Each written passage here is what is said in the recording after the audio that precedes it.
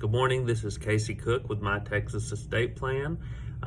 Today is June the 26th, and we had a Facebook Live event dealing with the topic of mental health and wellness and how to essentially prepare for points in your life where you may be incapacitated and may have to have someone step in for you. And so this is basically a summary of what we discussed. I had trouble uploading the video, so this is kind of going to supplement anything that would have been in there. The first thing that I want to talk about is mental health. What is mental health? Well, mental health for our purposes is going to be capacity. There's different points in people's life where you may be capacitated or incapacitated, and capacity is also something that has multiple meanings. You can have testamentary capacity, that is the ability to know what's in your estate, what the result would be giving it to somebody, maybe in your lifetime, maybe at death as a testamentary gift. You can have contractual capacity, meaning that essentially there's a mutual understanding of what we're agreeing to. But it's essentially the ability to act on behalf of oneself and to be conscious of and knowing what you're doing and what the result of your actions would be. And so when we deal with capacity is something that you can have and then not have and then rehave. Like, for example, a bipolar episode. If someone's experienced a manic episode, at that point in time, they may not have the capacity to care for themselves, whether it be their person or their estate, meaning they may not know what to do with money. A lot of times, there can be these delusions of grandeur, and someone might take out a lot of money to do something that necessarily would not be a reasonable thing. There could be times where maybe they make decisions that affect their person that they would not normally make. And so in this situation, it would be incapacity for a certain duration. And in that duration, that period of time, what we want to make sure is that we have something in place that would protect that person in the case that they would need to have someone make decisions for them, because they wouldn't be able to themselves. So I want to touch on three documents first: financial power of attorney, medical power of attorney, and a mental, or we'll just call it a mental power of attorney. There are psychiatric directives. It goes by a lot of different names, but essentially it's going to be a document. A power of attorney is going to be a document where you say, okay, for my financial power of attorney, my wife or my mom is very good with managing money, so she is going to be my agent in fact. And if something happens to me, my mom or my wife or whoever is going to be able to access my bank account so they can pay bills on my house, pay for medical treatment I may need, pay for insurance I may need, preserve my estate, anything like that. Your medical power of attorney is going to be more, let's say you get in a car accident and you're unconscious. Well, I need my mom or sister or whoever to make a decision regarding a possible surgery that I may have to have. And along with that, they'll typically have access to your medical information so that they can do their due diligence to see if this is something you would need or want. Typically, this is going to be a little bit different in regards to considerations for choosing that person than the financial power of attorney.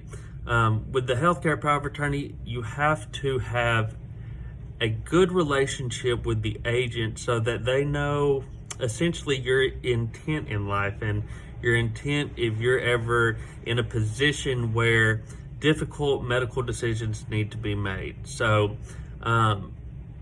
as far as your financial power of attorney, it is going to be concerning difficult decisions as well, but it's usually not going to be life-threatening. It's usually going to be only in regards to your finances, which some may see as life-threatening, but for our purposes, I just mean the person, the actual physical person. Your mental health power of attorney, it would be more similar to your medical power of attorney, in that it's going to deal with decisions like, let's say that you're having a manic episode or a panic attack, a serious panic attack, one that would render you incapacitated, whether this be from just something that mentally you've been dealing with, or let's say something like psychosis from drug use, or you're in a position where essentially you're not thinking clearly or in your best interest.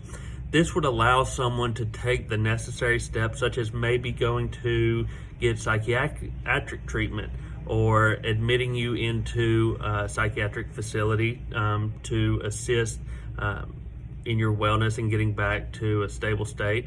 But this is going to be more related to your medical power of attorney. And so that kind of covers the person, the finances, the mental health in the event of incapacity. So I want to shift gears real quick and talk about, okay, so now that I have these for myself or maybe for someone I love, how do I address if one of my children may be suffering from an addiction, or maybe a or has bouts of mental illness?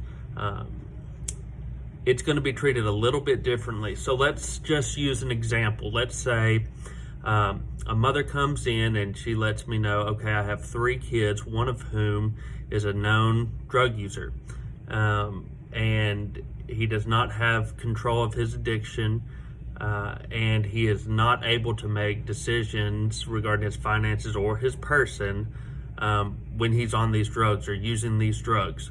So when we're creating an estate plan for her, one of the things we may use is a trust. And in this trust, we would go through and essentially condition any distributions that child may receive. So let's say we decide 10 years is the allotted time we're going to set aside for, after she passes, that she's going to have a successor trustee manage his portion of the trust. And so we may do quarterly distributions that are subject to a drug test. So before he can receive any share of his inheritance, he has to pass a drug test. Or maybe we have other methods besides just a drug test that we can tie in to help him be able to manage. Because the worst thing you could possibly do is to give someone who may have a drug addiction a lot of money, or maybe not a lot of money, but money that is free and clear of any conditions that would sort of help them to manage. And so in that case, the same instances may apply to those who may be dealing with mental health issues or may need assistance because of such issues. But the mental health and addiction to drugs, those are completely separate. But the solution may be similar for dealing with them. And so this is a topic that is very sensitive, and there are a lot of people that battle with mental illness and disease. And so I hope that this has helped to address some of the issues and concerns you may have if you yourself or someone who may be involved in your estate down the road may have had. And so I'm going to wrap up with just saying that these tools, is what I call them, are available, and we can certainly help with preparing anything that you may need, and also talking out certain situations and scenarios with you just based on your own experiences. And so of course my information will be on the page, on the website, and on the Facebook page. And so We're here in Tyler and also Atlanta, Texas. And so if you need any information from us or would like to schedule an appointment to talk about certain things, please do. And I look forward to talking with you guys again soon. Thank you.